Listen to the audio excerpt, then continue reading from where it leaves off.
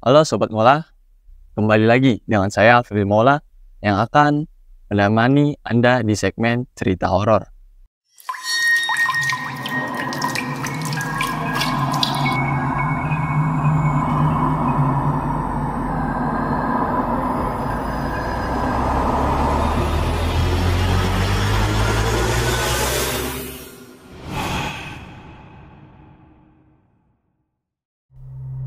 Di episode kali ini kita mendapatkan cerita dari salah satu teman kita yang kita sebut saja Fulan.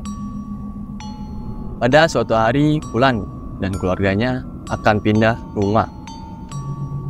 Rumah awal Fulan ada di daerah Jatibening. Karena rumah Fulan yang terlalu jauh dari sekolah, ayah dan ibunya memutuskan untuk pindah rumah. Saat itu Fulan masih duduk di bangku SMP dan butuh waktu yang lumayan untuk sampai di sekolah. Fulan harus bangun sangat pagi agar tidak telat sampai di sekolah. Karena hal itu, ayah dan ibunya memutuskan untuk pindah rumah agar Fulan tidak terlalu jauh untuk pergi ke sekolah. Fulan belum tahu keluarganya akan pindah ke rumah baru. Singkatnya, malam tiba, di mana Fulan dan keluarganya harus beberes untuk pindah ke rumah yang baru. Fulan dan keluarganya pun mulai beberes hingga habis isya.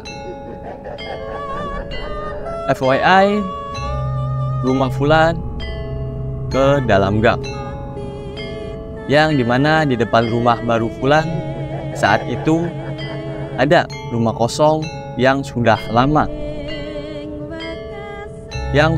lumayan lama tidak dihuni. Fulan dan keluarganya tiba di rumah barunya pada jam 1 malam. Fulan pun menurunkan dan membawa barang-barang yang ada di mobil pickup untuk dimasukkan ke rumah yang baru. Saat itu kamar mandinya sangat gelap karena belum dipasangkan lampu. Jujur, Fulan gak nyaman dengan kamar mandi yang gelap. Karena kamar mandi itu lembab dan makhluk-makhluk halus sangat suka di tempat yang lembab. Apalagi jika tidak ada penerangan. Singkatnya, Fulan naik ke lantai 2 untuk beristirahat karena sudah jam 1:30 malam. Di lantai 2 ada jendela yang langsung mengarah ke arah balkon rumah. Dan itu tidak ditutup oleh kain.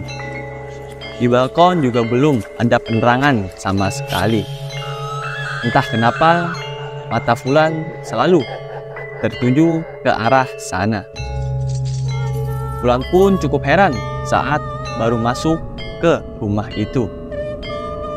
Karena ada banyak sekali ayat kursi yang ditempel di dinding rumah dan pintu untuk ke balkon. Singkatnya, ayah dan ibu Fulan sudah tidur. Fulan pun juga hendak tidur, tapi tiba-tiba Fulan terbangun dan ada pocong yang menatap Fulan dari balik jendela di balkon. Sontak Fulan teriak dan membangunkan orang tuanya sembari berteriak, "Pocong! Ibu bangun, ada pocong!" Ibu Fulan pun terbangun dan menenangkan Fulan untuk berdoa dan tidur kembali. Fulan sangat jelas melihat pocong yang tinggi dan besar. Dia memiliki mata yang bersinar berwarna merah yang sangat tajam menatap ke arahnya. Anehnya, ibu Fulan tidak melihat sesosok pocong tersebut. Setelah kejadian itu, pocong itu tidak pernah menampakkan dirinya lagi. Tetapi tidak sampai di situ. Setelah beberapa bulan, Wulan tinggal di rumah itu. Wulan sempat ditinggal sendirian karena ayah dan ibunya pergi ke rumah saudaranya. Wulan sendirian di rumah itu. Saat Wulan di lantai bawah, Wulan sangat jelas mendengar hentakan kaki dari lantai 2 di rumahnya. Wulan pun terkejut, tapi Wulan harus berusaha tenang karena bukan sekali dua kali Wulan merasakan hal seperti itu, kecuali melihat pocong pada malam itu. Itu adalah untuk pertama kalinya Wulan melihat wujud pocong yang sangat jelas.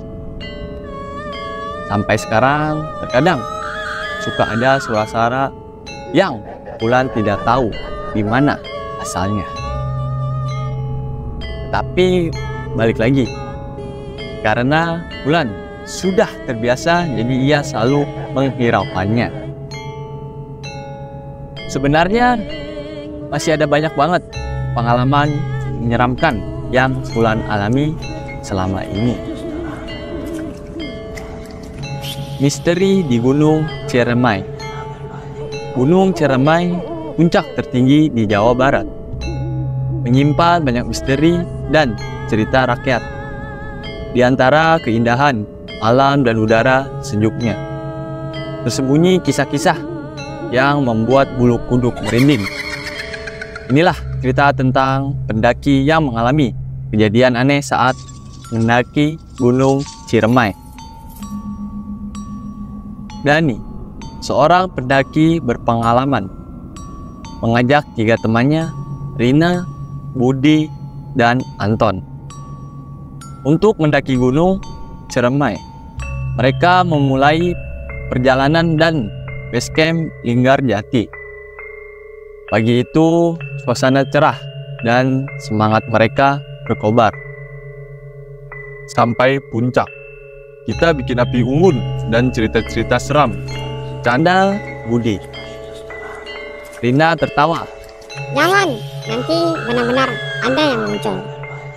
Mereka tak tahu bahwa gurauan Rina akan menjadi kenyataan. Setelah beberapa jam mendaki, mereka tiba di pos 3. Udara semakin dingin dan kabut mulai turun. Mereka memutuskan untuk beristirahat sejenak. Tiba-tiba Dani merasakan sesuatu yang aneh. Suara bisikan terdengar dari arah semak-semak, tetapi saat dia menengok, tak ada siapa-siapa. Dengar suara tadi? Tanya Dani. Yang lain menggeleng. Dani mengabaikan perasaannya dan melanjutkan perjalanan.